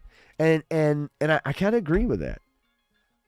You know, it sounds corny, right? It sounds so corny to sit there and say, hey, man, like, you know what? I want some hopeful shit. I want some feel-good shit. I want some fun shit. Well, that was Happy Gilmore 2. It was funny as shit. It was good. It was fun. Cute little story. Easy to digest. Hopeful story. Has a beginning, a middle, and an end. Character overcomes strife to be successful in the end. And people like that shit. And you forget how much you like that shit until you see something that is that shit. And if you only watch the deconstruction and you only watch the pessimism and you only watch, like, you know, the anti-hero, that's what you're going to like. And the powers that be love feeding that fire.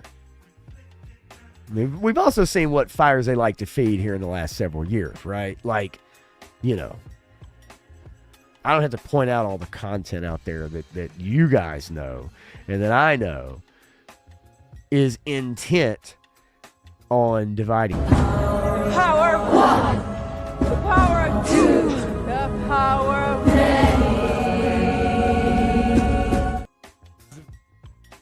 The gayest project Marvel has ever done. I mean, you know what I got to say to that? So yeah, Seth, be careful talking like that, man. They're going to come for you next, buddy. Going to come for you next. No, I don't think Seth MacFarlane is cancelable. I think that dude could do anything he wants and probably has. Probably has. He's made some funny shit, I ain't gonna lie. First few seasons of Family Guy are fucking awesome. Ted. You got some good shit. Haven't watched The Orville, though. Any of you guys watch The Orville? I haven't watched The Orville. And yeah, Bobby's right. That's why he started doing the Orville. And I haven't watched it, but I've heard good things about it.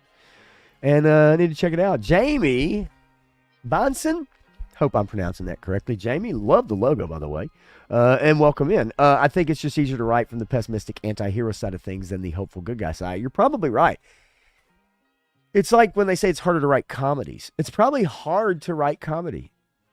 It's probably hard to act in comedies, right? Now, you know, cameraman, look, film a few scenes. They're going to get the right angle. They're going to get the right joke. They're going to cut it and edit it in the right way. But comedies are difficult. Comedy's very difficult. And I could see, and I'm not just talking about comedies, because I think, Jamie, you're right. I think, you know, it's easier to write the pessimistic side because I think it's easier as a society for people to tap into that now than ever before, right? Because even though we're further apart than ever before, we're more connected than ever before. Globally, digitally, right? And it's like I said earlier, if you go to a restaurant and you have a bad experience, you'll tell 10 people, man, it fucking sucked. They overcooked my steak. That fucking waiter didn't pay attention, man. I didn't have a drink while I was eating. You have a good experience, you'll tell like one person. That's just the way we operate. And I think that also proves true when it comes to watching shows and digesting shows and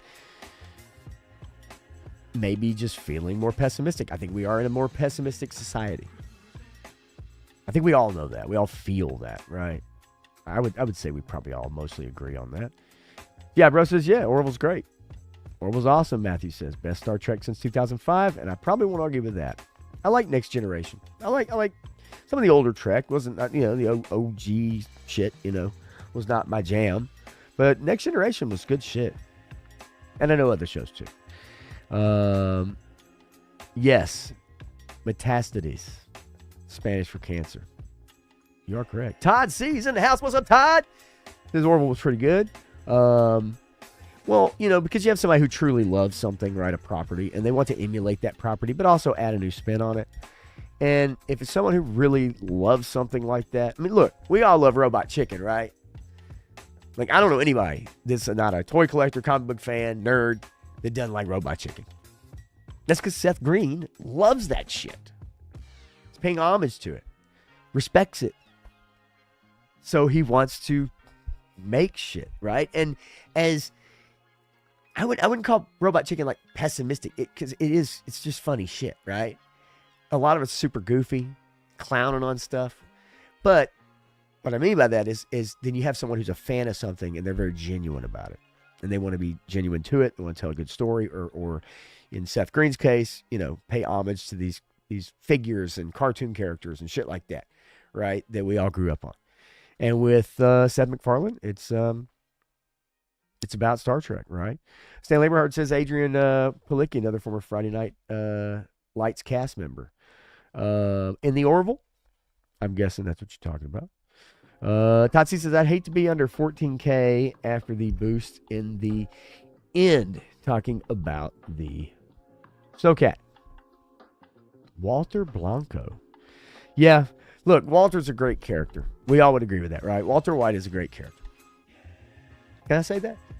And Jesse Pinkman is an even greater character, in my opinion. But it's a great show, man.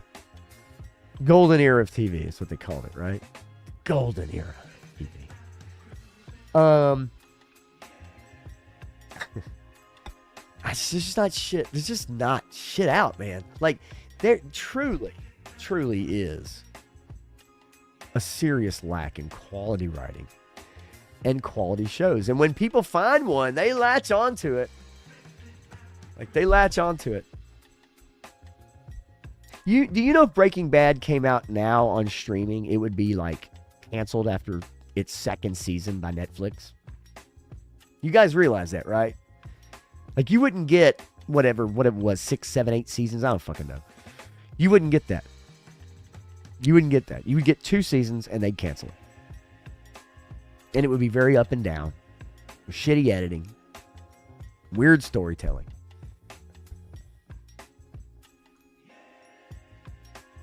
Three-Star Draw says, it is the show, Breaking Bad. The show. 5 seasons. Yeah, 5 seasons. They would get 2 now. They get 2 seasons on Netflix. Maybe 3. Truncated on top of that. They would split the second and third season in half, and they would make one like 8 episodes and the next one like 6. They would just chop it up. That's a shame. Great show. Todd 6 says, I doubt there'll be many creative writers left in the next decade or so. Everyone uses AI. Yeah. They'll say, well, I'm using it to help, right? I mean, it's helping me craft a story. It's helping me. No, we all know there's going to be a number 1 pop song or hit song, rock song, country song, whatever, completely made in AI in the next few years. It's going to happen.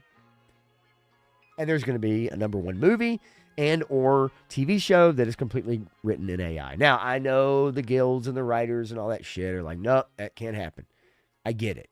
There will be something, though, that takes the world by storm that is completely AI. 100%. Bobby, damn it, Bobby, packing off in my tool shed. My favorite Seth Green cameo is in a Weird Al Yankovic video. White and Nerdy. Oh, shit. I forgot about that.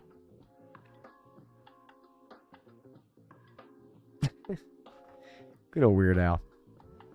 Weird Al is in Naked Gun. The new Naked Gun. Weird Al is in it, and it's pretty badass. Yeah, I heard The Strain is good, too. Heard The Strain is really good. Should have been longer. And maybe linger, too, Dreadnought. Maybe linger, too. Maybe we should have lingered a little bit. So you guys remember growing up in the age of David Letterman? Carson was still on the air. Watching Jay Leno come up and guest host for Carson and then take over the show that was supposed to go to Letterman. Then Letterman goes to CBS. And we have the late night wars, right? I know you guys remember the Tom Green show, not the Green Tom show. I know you remember Chevy Chase. Chevy Chase late night. Craig Ferguson, maybe. You like to watch Craig Ferguson. Maybe you liked Craig Kilborn, baby. Late night television is no longer a thing. It's a done deal. Hollywood Reporter, last call for late night. After 70 years of tucking America into bed, it looks like the curtain is about to come down on late night genre. What's being lost is more than a TV tradition, but a backdrop for some of America's most memorable moments. Now, we could all go back. Yeah, Conan, great. In the year 2000. All right, so we could all go back and say, you know, we all watched those shows. And some of them you look forward to because you had a favorite actor or you had a band. Maybe you liked the Animals. What was the guy's name? I know somebody in the chat will say it. The guy that used to bring the wild fucking animals on there and shit. That was always great. You'd have a cooking segment, you know. Paul Schaefer and the band. You know, whatever. Doc Severinsen, if you dug Doc. Conan was cool, though. He was funny as shit. Before he went to TBS. And even then. But anyway, so late night television. And I brought this up one night. And I know I had someone who likes to tune in that really just kind of didn't like what I had to say. And that's okay. Stephen Colbert is not fucking funny. Jon Stewart is not fucking funny. Jimmy Fallon is not fucking funny. And the fucknut that's on ABC, what's his fucking name? Used to be on the Man Show. I don't even want to fucking say his name. Fucking stupid ass motherfucker. He's not fucking funny either. None of them are funny. And the problem is, they've all gone so hard left. 50% of their possible audience doesn't tune in. You discount half your audience right off the top when you go so far partisan. And I'm not even going to get into that shit. You remember when Jimmy Fallon ran his fingers through Trump's hair? And what an outcry. Oh my God, Jimmy Fallon sucking up to Donald Trump. I can't believe it. Ah! But regardless, Kimmel. Yeah, Kimmel was funny on the Man Show. And then he became a pseudo-feminist. I don't know, whatever the fuck. Anyway. At least his partner. Goddamn. Why can I not remember that motherfucker's name right now? Adam Carolla. Thank you. Thank you, me. Adam Carolla's still funny. Got a great live stream podcast. But anyway, none of these guys are funny anymore. And they're not funny because all their jokes revolve around politics. But not just politics. Only one side of politics. That shit's not funny. And people, it gets old after a while. And on top of that, celebrities aren't celebrities anymore. People don't give a fuck about celebrities. They don't give a fuck about movie stars. So why would you tune into a show that only panders to half of the country, makes fun of the other half, which might be you, maybe not, all the time? And I mean all the fucking time. Tells you have to get vaccinated. Says you should fucking be put in jail if you didn't wear a fucking mask. Shit like that. These motherfuckers said that shit. Don't forget it. And I know a lot of people did. But my point is when you go that hard line and you're not funny, people tune out. They fucking tune out. And I know people don't want to hear it. And I know they fucking... Greg Gutfeld is like the most successful late night show on fucking television. It's a panel show. It's not a traditional talk show. Yes, it is on Fox News, okay? But facts are facts. That's what people are tuning into because it is funny. It's pretty fucking funny. Interesting guess. They don't give a fuck about celebrities. You know? They're not kissing ass. But it's still funny. The times I've watched it, it is funny. Kimmel, Colbert, Stewart, these guys. Jon Stewart goes on this rant after Colbert's getting put off the air next year, supposedly. Probably happened sooner than that, the way he's been acting. Goes on this whole rant, does this whole song and dance in front of a fucking choir, and he's like, telling Trump to fuck off, fuck off, fuck off. And it's just embarrassing. It's embarrassing to look at. It's embarrassing to see. And someone who used to be funny that I used to love watching on The Daily Show, and I used to like Colbert when he did the news reports, is the fake news guy out on the streets doing shit. That shit was funny back then. They're not funny now because they've either drank the Kool-Aid or sucked the dick or whatever the fuck they've done. I don't fucking know, but the shit sucks. And people are tuning the fuck out. It could be generational. YouTube is more authentic. That's where people are going to get their news. That's where they're turning to watch their entertainment. Now, more people watch YouTube on their televisions than they watch on their phones or their tablets.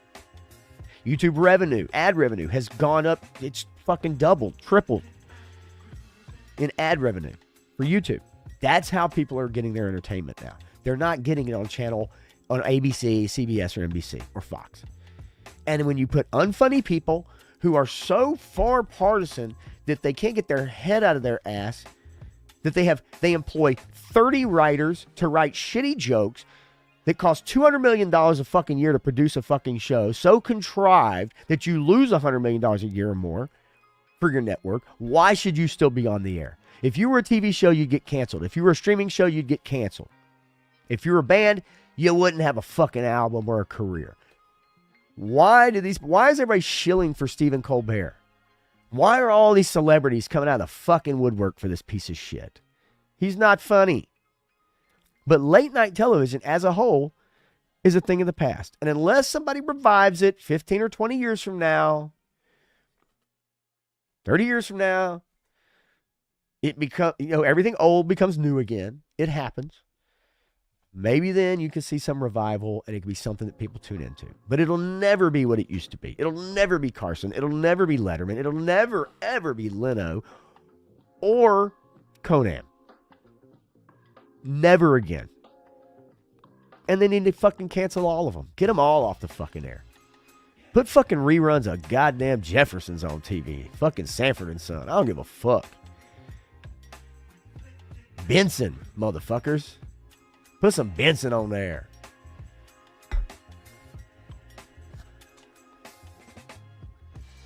But this article is not a bad article.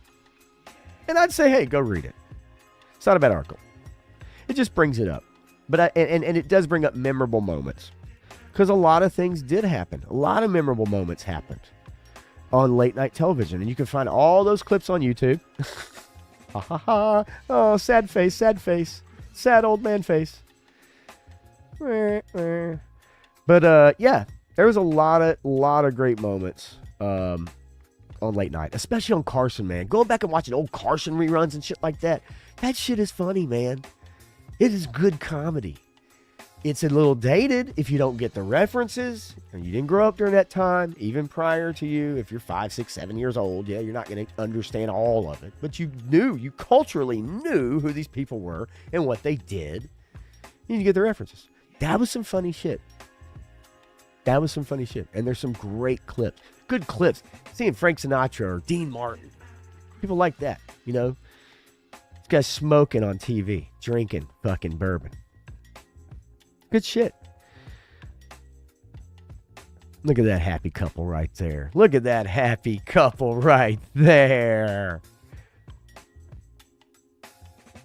I wish I had, you know what? Right here. Here's for you, Dave. That's for you, Dave. I don't even know what the fuck that is. I don't care about that. Anyway. But yeah, go check out some of the old school clips, man. See, Betty Davis and Martin Short on there impersonating Betty Davis in front of Betty Davis. Go watch that shit. That's good shit. The jokes and the shows that you could watch in full on YouTube of old shows, old Letterman, are funnier than anything you'll watch on there today. Okay, let's take a look really quickly here. The One Nut Show. Too soon. I like Conan before he turned gay, says Dreadnought K6. I still like Conan. He even does video game stuff, which I appreciate, right? Like I do. John Oliver, not funny. I agree. Yeah, Kimmel. Yeah, Kimmel was funny on the Man Show. Yep. Trevor Noah should be deported and is not funny. I agree 100%. Amy Schumer. Yeah. Adam made Jimmy funny. I agree. Adam Carolla is a true comedian. Jimmy Kimmel needs to have his goddamn citizenship card revoked. I agree. 3-star. In a way, you know what I'm saying. And I'm with you. And you know what? Carolla, he's probably an asshole, but he's a funny asshole, and I'm okay with that. Bobby Wolf says, did Jay Leno just do some interview where he talked about the whole reason those shows plummeted? I watched that as well. It's because they focus so hard on one side of politics. I agree 100%. And Leno and Letterman, they weren't really too political. And if they did dive into it a little bit, very lighthearted jokes. They were pretty equally divided on their partisanship about who they made fun of because it was a joke. Didn't matter what party. But these guys now, they go way hardcore one side. Eric Thurman, never forget. Exactly. That's why I say don't fucking forget that shit. Don't forget the mask shit, the vax shit, people wanting you to die, not get hospital. Shit is real, man. People still out there feel that way. Still feel that way. Adam Sessler's a piece of shit. Not Carolla. Yeah.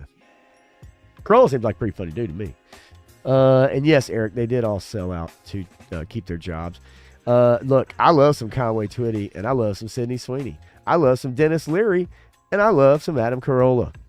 I do. Great podcast. You guys should go check it out, man. Great podcast. All right, look, before I get out of here tonight, we're going to watch some funny shit. I appreciate anybody and everybody that's still sticking around. I know most of you guys are subbed. If you aren't, please sub. Please like. Please share. Please subscribe. Whatever you call it. I always forget to do that shit, and so sue me. Okay. If Turk Murphy is still out there listening, I'm going to bring up a friend of mine's podcast quickly. Now, this is a guy that I've known for a long time. His name's Jay Ryan. And Jay was a hell of a singer back in the day. Probably still can sing. Sang on some tracks and stuff I recorded with some guys and can jam out. But let's see if I can bring these guys up on YouTube really quickly. So Parts Counter Gurus. Parts Counter Gurus. If you guys are into cars, okay, which I know some of y'all are. I know Turk, and I told my buddy Jay about Turk's channel. Let's see. There we go. Right here. All right. So if you're into cars, these guys do a pretty damn good job. Just recently, they covered the David, I think it's David O'Dowd Tesla test, where they had a school bus and they set up a dummy that walked across the street, and they tried to see about a Tesla actually recognizing the stop sign and the blinking lights on the school bus, and that it drove right through all of those warning signs and then just plowed over a fake child crossing the street. But anyway, so this is their channel. 4.85 thousand subscribers. I think their podcast in particular is actually pretty huge, and they don't really do much on YouTube. So I'd say Spotify is probably the place to find them. But anyway, pretty good podcast. If you're into cars in particular, they cover all that shit. And so I know Turk in particular, and I kind of want to bring that up for Turk. But check them out, man. Pretty good shit. A lot of it goes right over my head because I am not a gearhead by any means. My cousin Johnny would have loved listening to these guys talk. Would have absolutely loved it. But anyway, so if Jay's out there, happy birthday, buddy. 60, you old fucker. Friday I will be doing a Talking Figures with Legends series. I know that's not a live show. That will come out probably later at some point in time, but I'll be doing Talking Figures with Legends series Friday, this upcoming. So that should be fun. We tried to plan that out last year. It didn't quite work out, but hopefully we'll be able to stick to it this time. And do some Talking Figures, man. That'd be fun. I love it. And it'd be fun to hang out with Legends series. Fucking genius, man. Fucking dude. Cracks me up, my friends. All right, if you haven't seen this, get ready. Get ready. Get ready. You're about to see something that you can't unsee, folks. Yes, if you've seen the original Nosferatu, if you've seen the original image of Nosferatu up the stairs with the fingers out, snaking up for a victim, Cynthia Erivo as Jesus Christ in Jesus Christ Superstar might evoke the same images. Oh God. Oh God, part 2. Oh God, part 3. I need a cigar.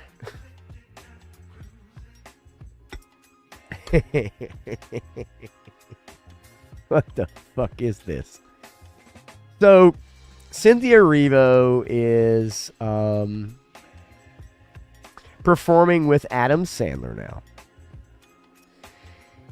Stage production of Jesus Christ Superstar.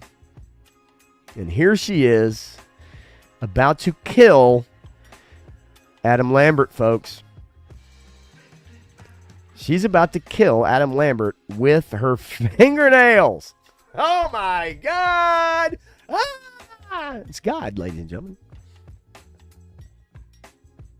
Adam, you look like Guy Fieri. What is fucking happening, dude? This poor kid on the right, look, he's fucking mesmerized. He's like, I am so gay for you, Adam. Or maybe he's having no, because the chick on the left is so gay for Cynthia Erivo. Now, if you don't know who Cynthia Erivo is, she is in the new Wicked movies, by the way. I don't know if you have it, how you could miss that. I won't play the audio because I know they'll copyright me. I have a tendency to get copyrights. But just the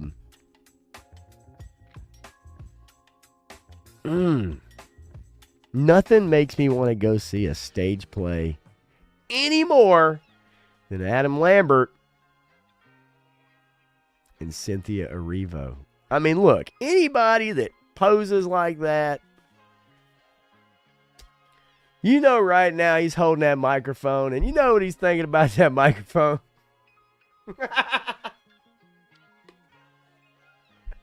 Who the dick is this?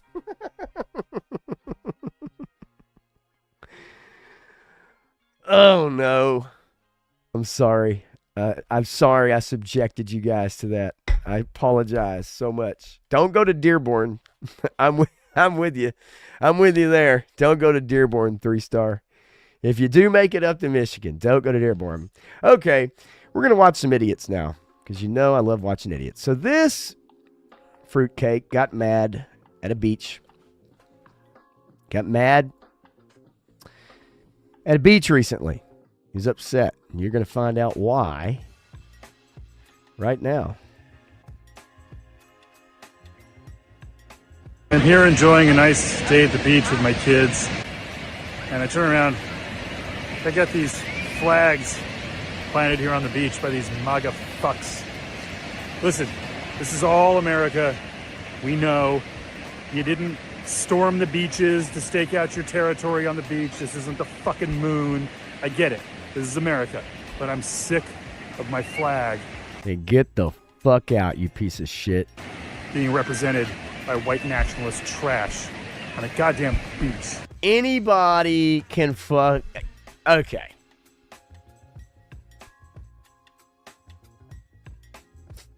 Sounds like Stephen Colbert.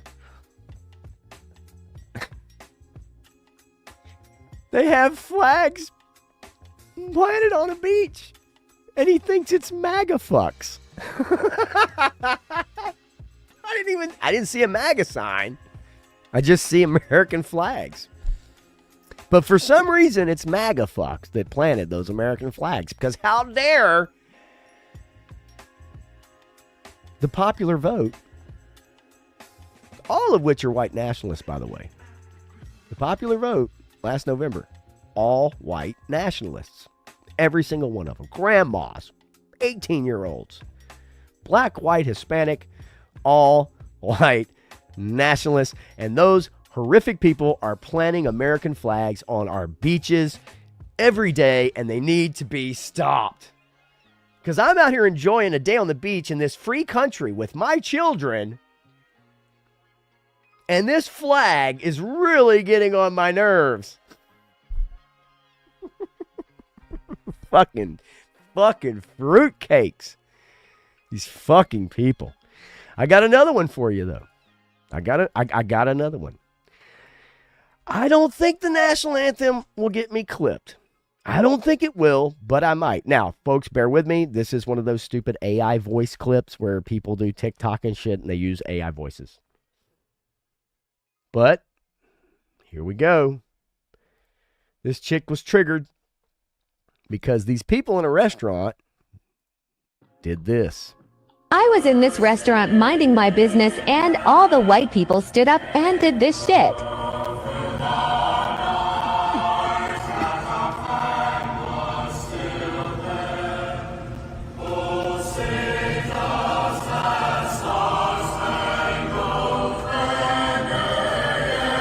Oh, it gets better. Just wait till she flashes what's on the wall.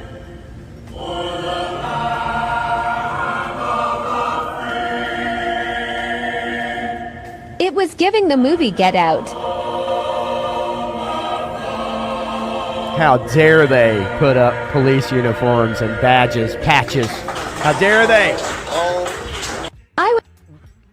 How dare they stand up and sing the national anthem, folks? How dare they? All those damn white people. Holy shit. Oh. And you know what? If we didn't have social media, we wouldn't know how many retarded people there are out there in the world today.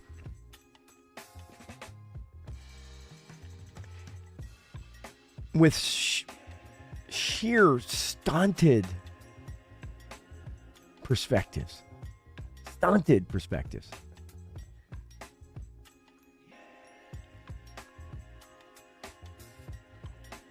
I'm guessing she's never been to a football or baseball game. I'm sure she's been to a basketball game. Gotcha. Anyway, pretty ridiculous. There's always stupid people out there. That's why I like you guys, because you're not stupid. It just... What? Oh, the national anthem. Okay. Ooh, didn't know that was such a triggering. Just like having flags on the beach. Triggering. Terrible. Terrible thing. Don't you guys ever go out there and do that. Oh, anyway, all right, let's see. I got Gilded Age show. Check it out. Legend series on Friday. Parts Counter Gurus. Check them out. Especially, like I said, Turk, if you're out there. Check them out. Parts Counter Gurus. I know you like some cars and shit. And I told him about your channel too. So, anyway, all right. Well,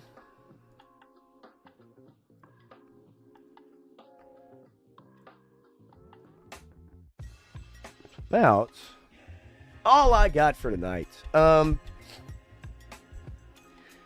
Hopefully pretty soon, I'm going to try to knock out some video game streams. I got some pretty good games on the computer. So if any of you guys want to hang out and watch me fumble my way through some fucking video games, I'll probably be putting up some streams here coming up pretty soon. Just playing some goofy games. Games that are fun for streaming. Quickly, let me go through a little bit of what you guys are saying. There may be a 3-star After Dark Friday. Well, it would be after. It would be after my Talking Figures. So keep your eyes peeled for that. For a 3-star After Dark live stream on Friday night. Let's see here. Lost Boys. No kidding. Let's see. Yeah, be more worried about topping over those boots with Cynthia Erivo or Adam Lambert. Yeah, Adam with those boots. Yeah, that shit's wild. Eric, I agree with you. I think the anti-white rhetoric is very overboard these days, and it's not how most people feel. If you talk to regular, normal, everyday people, and I do a lot, that's not how people actually feel. Are there people who feel that way? Yes, of course there are. Are there people who are extremely racist and fucking assholes? Yes, of course there are. But they're not the majority. They never will be. And we always have to remember that. No matter how much people want to say it is, no matter how much the media wants to portray that, they're not the majority. They're a very small percentage. Dreadnought K6, for their socialists and communists is in reality and want to radically change America to something unrecognizable, and that is very true. And you are correct, Eric. There are a lot of retards out there. And they show themselves on social media all the time. That's the thing. And I'm guessing she's never been to school in America. Of course. Of course she has. You know, all the people that complain about America literally have grown up in the freest country in the known world and universe. And yet somehow they feel like they're misled, or it's called the victim narrative. Victimhood narrative. Johnny Reno says, you haven't shared any of those Rachel videos lately, Pop. All right. I'll get some for next week. How about that? I'll get some for next week. The Baskin Robbins is old, but still good. And Tim Robbins, the actor, he's pretty good too. And he's old as fuck.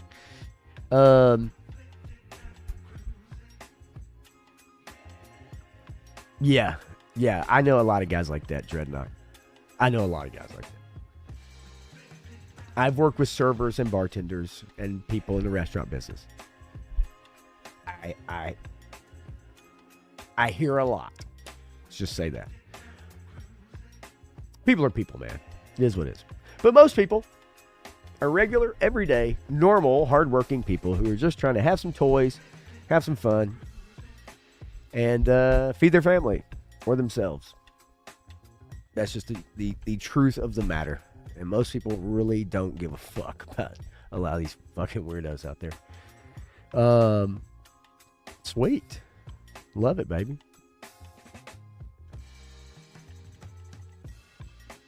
All right. Well, I am going to get out of here. I hope you guys have a good week. I will be on Tuesday night with Matthew Matson on the Evening Blend, coming up at 10 Eastern, 9 Central, Tuesday night, as always. And then sometime look for the Talking Figures to come out, I guess, whenever Legend Series puts that together and gets it out after we do our thing Friday. And then we'll be back at it again next Sunday. So next Sunday, I'll get some Rachel stuff, all right? Get some Rachel videos. I'll see what I can do. But anyway, thanks, y'all, for hanging out. Really appreciate it. All the lurkers, all the commenters. But anyway, I'll catch y'all again on Tuesday, and we'll see you next Sunday, man. Y'all are freaking awesome, as always. And, as always... So long, gay boys!